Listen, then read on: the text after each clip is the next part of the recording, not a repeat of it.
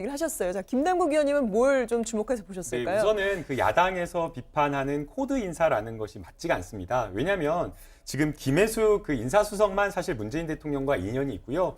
나머지 법제처장이라든가 국세청장 같은 경우에는 문재인 대통령과 개인적 인연이 없는 분들입니다. 이 지금 법무비서관으로 있다가 사실은 갔기 때문에 문재인 대통령과 인연이 있다고 할 수 있지만 판사 시절에는 아예 그냥 문재인 대통령과 인연이 없던 분이고요.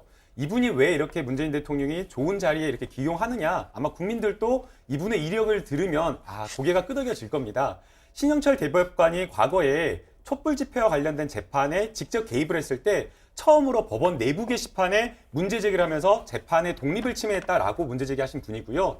또 그 다음에 사법농단과 관련돼서 가장 크게 문제가 되었을 때도 국제인권법 학회의 간사를 맡으면서 왜 판사들이 공부하고 연구하는 것을 법원행정처에서 막느냐라고 하면서 반기를 들었던 분입니다. 그렇기 때문에 판사로서 법관으로서의 어떤 자질뿐만 아니라 여러 가지 가지고 있는 전문성을 높이 평가해서 고위 공직자로 가기에 좋은 분이다. 그리고 또 특히나 아까 제가 처음에 말씀드렸듯이 공부하기 좋아하시는 분이기 때문에 법제처장, 연구하고 해석하는 그 법제처에 가는 게 맞다라고 본 거고요. 이 국세청장 같은 경우에는 문재인 대통령과 크게 인연이 없고 공직기관과 관련된 청와대 업무를 문재인 참여정부뿐만 아니라 박근혜 정부에서도 했습니다. 그래서 만약 코드 인사다라고 하면 박근혜 정부 청와대에서 일했던 사람을 기용하지 않는 게 맞는데 기용했다라고 하는 것은 오히려 탕평 인사라고 평가할 수 있고요.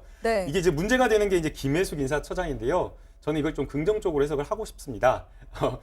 노예 변호사님 웃으시는데 왜 긍정적으로 해석하냐면 지금 인사수석과 관련돼서 가장 말이 많습니다. 논란이 됐던 건 국민들의 왜 눈높이에 맞는 인사가 되지 않느냐라는 이런 비판이었는데요. 이게 사실 인사수석이 그게 말하기가 어려운 자리입니다. 대통령이 이 사람을 쓰고 싶어 하는 걸 충분히 아는데 인사수석이 이거 안 됩니다라고 대통령한테 말할 수 있는 사람이 많지가 않거든요. 그래서 아마 이번에 문재인 대통령이 이런 27년 동안의 인연을 잇는 이 김혜숙 변호사를 인사수석이 앉힌 거는 나한테 가깝기 때문에 정말 싫은 소리도 편하게 할 수 있는 인사수석이다. 그러니까 시중에서 노하는 사람을 노라고 말할 수 있는 그런 인사수석이기 때문에 임명을 하지 않나 생각이 듭니다. 네, 그런 주장에 대해서는 어떻게 생각하세요? 저는 거기서 김 의원님 의견에 좀 반대하는 게요. 가까운 사람이니까 오히려 유해상종이 될 수 있다는 가능성을 배제할 수 없다고 생각을 합니다. 왜냐하면 조현욱 인사수석에 대한 경우도 사실은 조금 실패한 느낌이 없지 않다 그렇게 판단하거든요. 그런 부분에서 사실은 이 인사수석이라는 거는 고도의 저는 정무적 판단이 필요하다고 생각하는데